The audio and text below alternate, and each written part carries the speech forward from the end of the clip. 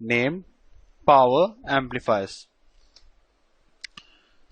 So power amplifiers are used to amplify the power, or they provide the power, maximum power gain, as the name suggested, and they used in the last stage of the multi-stage amplifier because normally the mechanical device required a high power.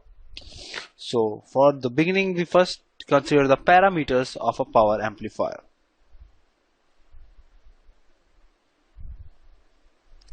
Parameters of power amplifier. So the power amplifier, the first parameter is the efficiency. Efficiency. That is neta. The efficiency of the power amplifier is defined as the maximum AC power of the amplifier upon DC power utilized by the same amplifier. The maximum AC power of the amplifier upon DC power utilized by the amplifier. This ratio is defined as the efficiency of a power amplifier. That's the first parameter. The second parameter is a conduction angle. Conduction angle. The power amplifiers are basically classified on the basis of their conduction angle. The conduction angle of a power amplifier is defined as the circuit over a full cycle of an input signal, the duration of a conduction or on state of the transistor. In an entire full cycle of the cycle, the duration for which your circuit is actually active is known as a conduction angle. So for a sinusoidal waveform, if your sinusoidal waveform is an input and your output is only available for 1/2 cycle of the input, then we'll say that the conduction angle is 180 degree. Okay, so it doesn't matter whether output is available for positive half or a negative half. If it is available for the half cycle, then it is 180 degree, or on the other hand, if the output is available for the entire cycle of the input, then it is a 360 degree. The conduction angle will be 360 degree. So on the basis of that, for how long, for what fraction of the duration of the input signal your output signal is available, we decide our conduction angle for the particular amplifier. So the power amplifier are divided in some categories on the basis of their efficiency and their conduction angle. So the first category is a class A power amp. So the class A power amplifier. So the class A power amplifier has a 360 degree conduction angle. It means that for entire cycle of the input, you will get the output. The conduction angle is a 360 degree. So the efficiency of a class A power amplifier, that is max PAC upon PDC. The efficiency of a class A power amplifier is 25%. It is because the DC power of the amplifier is VCC times ICQ. VCC into IC, the power dissipation of the transistor, and your AC power will be VRMS into IRMS.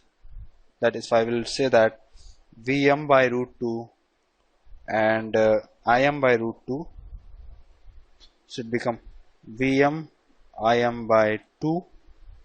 That is my PAC, and you know that for the maximum my PAC max will be VCC ICQ by 4, because my Vmax must be equal to VCC. We know that from our stability point of view, that a maximum output voltage, maximum collector to emitter voltages cannot be exceed from VCC by 2 for the stability point of view, and my maximum current can not exceed with the collector operating current, because I cannot mess up with my DC biasing. So for these are the concept of the stability which we have used. So on the basis of that, you will put the VM by VCC by 2 and you will put the IM with ICQ by 2. So you will get the PAC max as a VCC dot ICC by 4. So if I will find out the neta, that is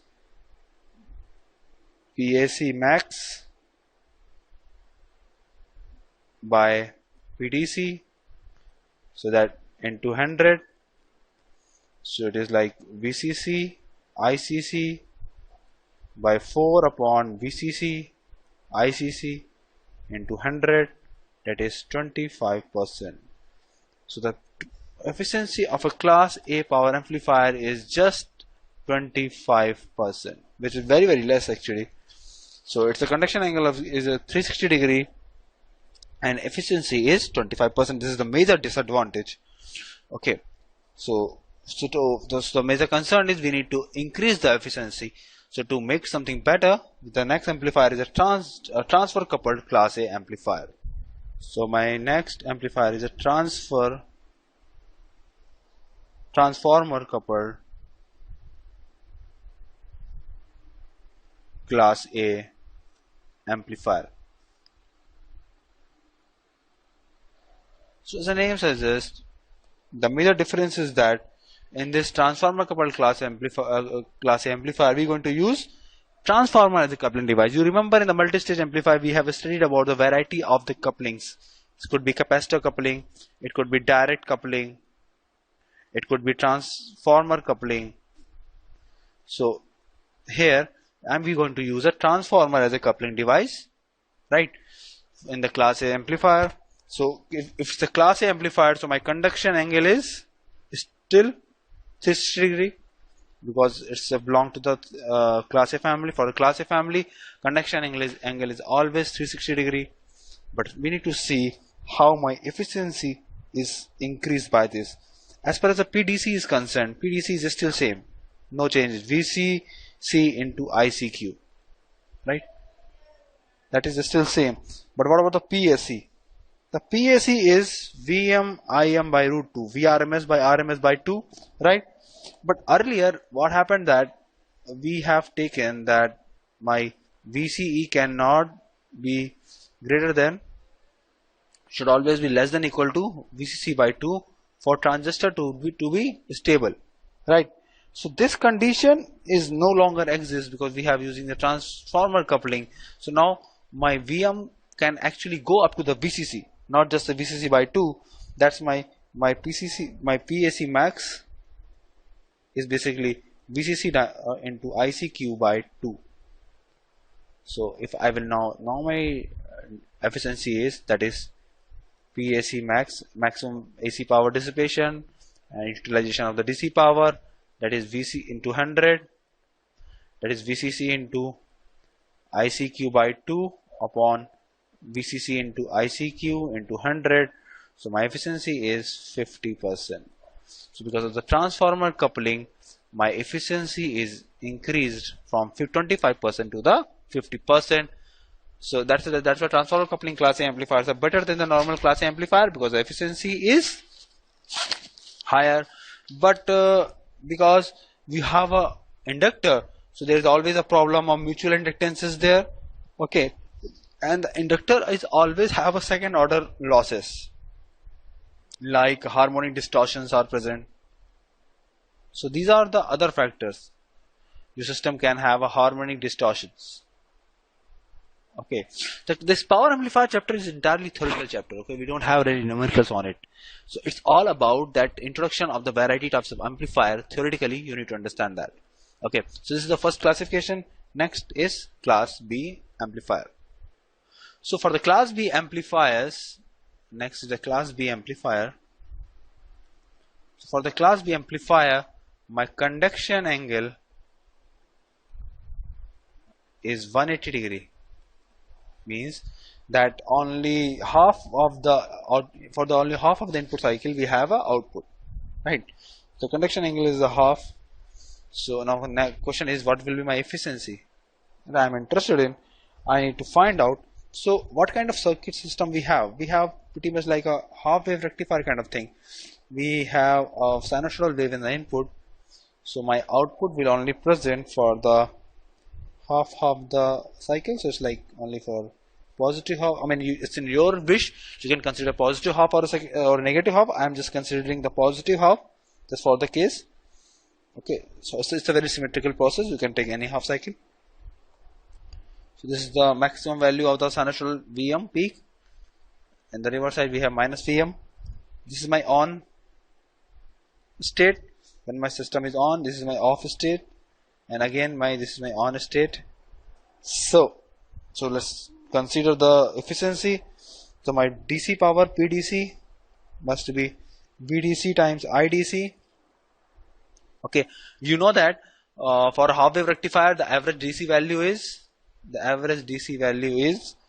Im by pi. Okay, again you must have studied this formula of calculation of DC power in the networks, that is IDC is equal to 0 to T IDT. Okay, if you find the integral you will find Im by pi. So it is my IDC, so my PDC DC power will be VCC times Im by pi, and my AC power is just like is again Vrms into IRMS, that is Vm by 2 and Im by 2, because the RMS value of the voltage and current for the half wave rectifier circuit is Im by 2 and Vm by 2. RMS value for the full wave for the sinusoidal signal is Vm by root 2, but the RMS value of this half wave rectifier wave is Vm by 2. For the calculation of the RMS value, again voltage or current, we again have a formula, that is 1 by T integral of 0 to T Vm square dt. Okay, sorry, Vt square dt, V square dt. So by this formula you can calculate the value of RMS. So that is Vm by 2 and Im by 2. So my AC power will be Vm Im by 4. So we have my DC power, that is VCC times Im by pi, and my AC power is Vm Im by 4. Again the Vm could be maximum up to VCC, so VCC Im by 4. So now let's calculate the efficiency of the device. So efficiency is neta is VCC dot Im by 4 upon VCC dot Im by pi into 100. So it is like pi by 4 into 100, or 78.5%. Very high shoot up. So efficiency of a class B amplifier is 78.5%. Conduction angle is 180 degree and efficiency is 78.5%. The class B amplifier is highly efficient when you compare to the class A amplifier, right? But apart from the efficiency, the class B amplifier has one separate type of disadvantage or separate type of losses known as a crossover distortion. Crossover distortion. What is the crossover distortion? The crossover distortions are there means if I have a sinusoidal input signal, right? So what I want that my system should be activated. Like if I'm assuming that I'm getting output for the positive half cycle, so I will want that as long as my system will the positive wave begin, I should get the output, and as long as my positive wave is finished, I should not receive any corresponding output. But in real function we don't really have such kind of system. So in the real system our threshold is more or less shifted by something. What I'm trying to say is that in real system we will have a system like this, in which instead of starting from the beginning, you will get the output after some point of time, and then your system will remain closed but before that, because of this threshold value shift. This is because of the ambiguity in the threshold. Because of all these ambiguities, you will see that your actual conduction angle is actually reduced to it is less than 180 degree. So actual conduction angle is actually less than the 180 degree. So this kind of distortion, because this distortion is occurred only when your signal is moving from either on to off state or either off to on state. So whenever your waveform is crossing the x-axis, then only this distortion is present. That's why it's known as a crossover distortion. And because of this distortion, your conduction angles is reduced from 180 degrees. Okay. Apart from this, your system is also have another type of distortion that is present for the class A systems, also known as a harmonic distortion.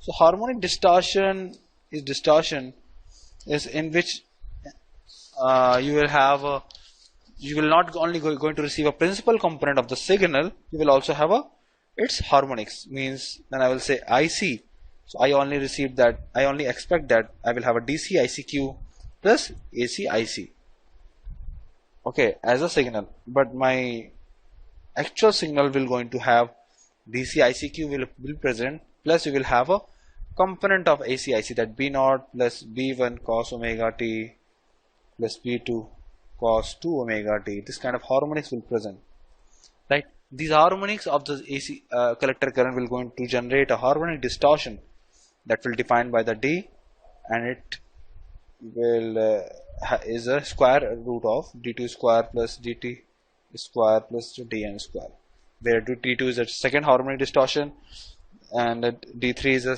third harmonic distortion, and so on. So the power amplifier system, when you have highly amplified power, you need to deal with the harmonic distortions also, okay, and you need to make sure that the distortion should not be high enough to damage your actual output. So these are the distortion. Okay, so in the class B amplifier, there is another type of circuit is also famous, known as a class B push-pull power amplifier. The class B push-pull power amplifiers are the special, like they belong to the class B category, so their efficiency is 78.5, same as that, but they known as a push-pull circuit. Why? Because they work in the concept of two series transistors, like class B push-pull circuit. So the class B push-pull amplifiers are amplifiers in which you will have a series combination of two transistors.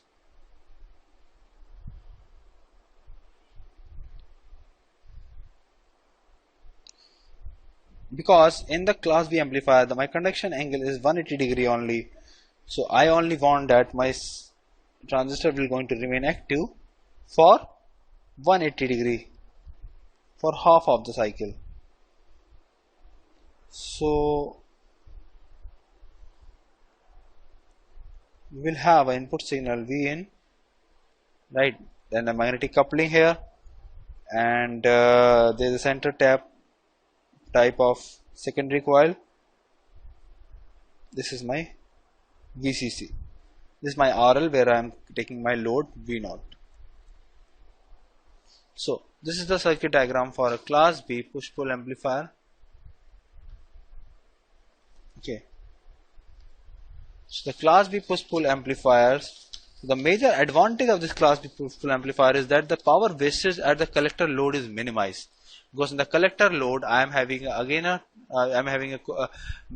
transformer coil here, so there is no power wastage because power loss is 0. The power wastage at the reverse bias collector junction in each transistor is minimized. Okay, and your overall efficiency is still 78.5. Your efficiency is still 78.5. That's the standard maximum efficiency for class B amplifier, and output is available for the entire full cycle of the input signal. Because one of the major disadvantage of the class B amplifier is that your output is only available for the one half of the cycle. But here you can see that you have two amplifiers, two transistors P1 and P2. So for positive half cycle, your P1 will going to activate. For negative half cycle, your P2 will going to activate. So you will get the output for the entire full cycle of the signal. So output is available for the entire full cycle of input signal. So you can see that basically your output is available for entire full cycle of the input signal. So the effective conduction angle is 360 and your efficiency is 78.5. So you have got the conduction angle of the class A amplifier and efficiency of the class B amplifier. So that's why push-pull amplifiers are very, very famous. Okay, all the push-pull amplifier, in this amplifier also the crossover distortion will present. Okay, that's a disadvantage. The crossover distortion of push-pull amplifiers are of the class B amplifier is still present. So they also show the crossover distortion. Okay, so that is one of the disadvantage of class B amplifiers. Okay, and two center tap transformer are required, which are costly. So in this, you can see that you actually required a two center tap transformer, because in the actual circuit there must be some biasing resistor also present here, like this. So because of this biasing resistor, this transformer 1 is also become center tap and transistor 2 is already center tap. So you can see that you've got two center tap transistors or transformer are required, so which is very costly. So this is another disadvantage of class B amplifiers, center tap transformer. But of course, center tap push-pull amplifiers or class B push-pull amplifier is so far best because they provide the 360 conduction angle and they have a 78.5% of efficiency, which is the highest. Okay, so our next amplifier is a class C amplifier. Just like class A and class B, we also have another class of class AB. The class AB is not very famous because in the class AB the conduction angle is more than 180 but less than 360. It is like in between 180 and 360, right?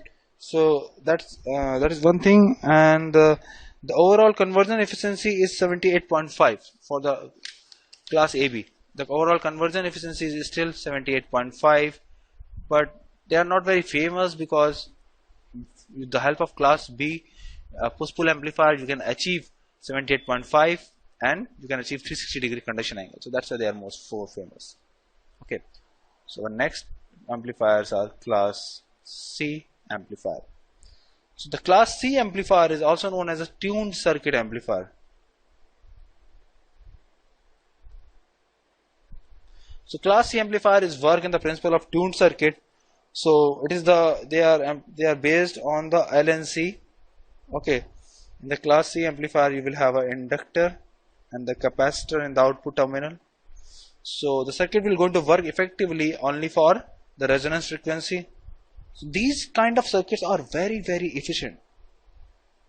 Okay, but the major disadvantage is that their bandwidth is very, very small because they only work for a particular frequency.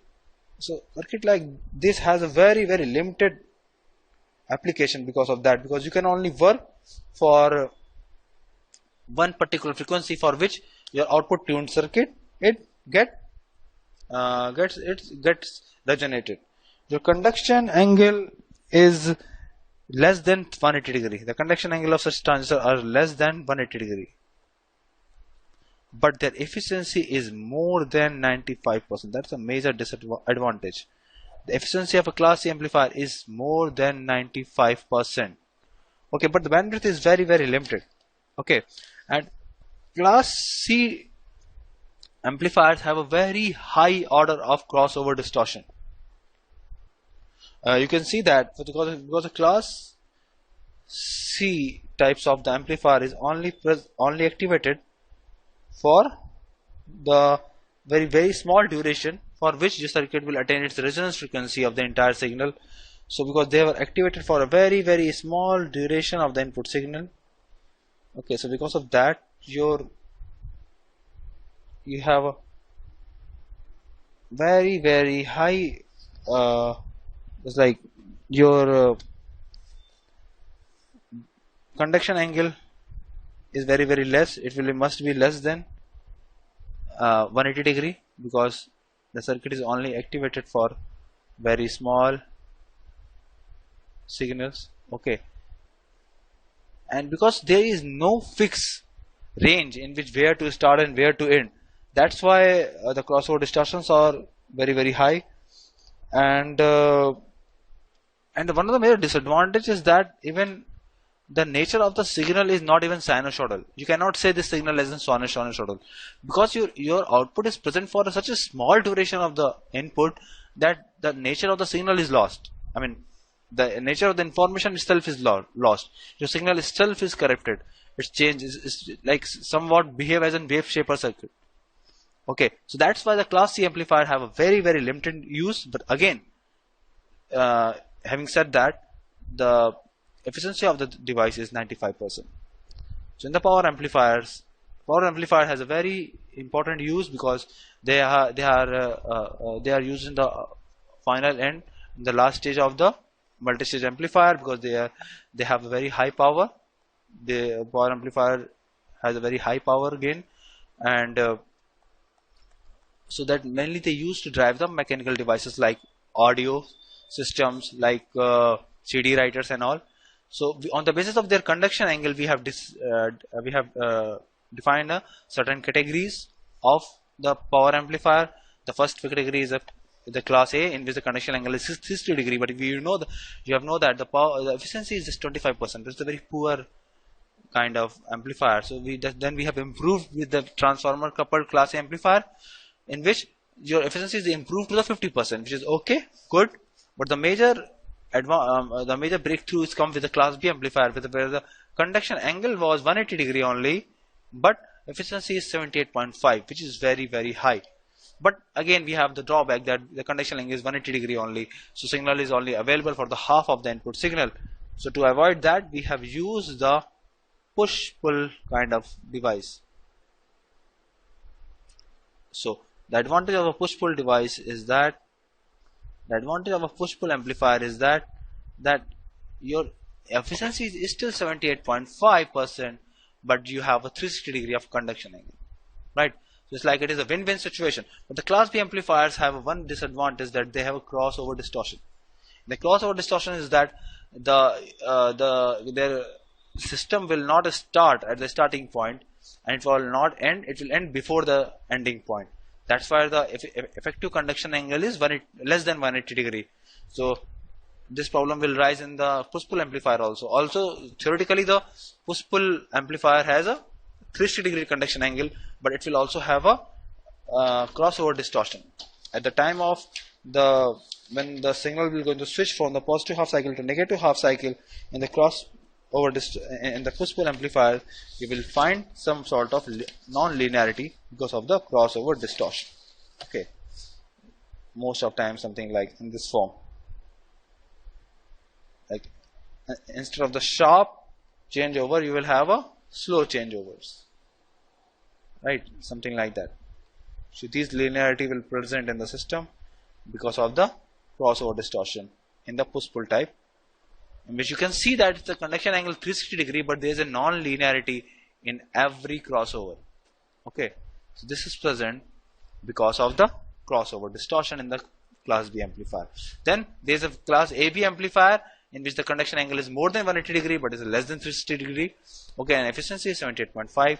Then class C amplifier, which is known as the tuned circuit amplifier, which has a very high efficiency, 95%, but conduction angle is very less than 180 degree. So that's why they have a very limited use, because even their signal nature of the waveform is also changed. It is not even remained sinusoidal. So that's a major disadvantage. That's all from the chapters of power amplifier. It's a very theoretical chapter. Just the introduction is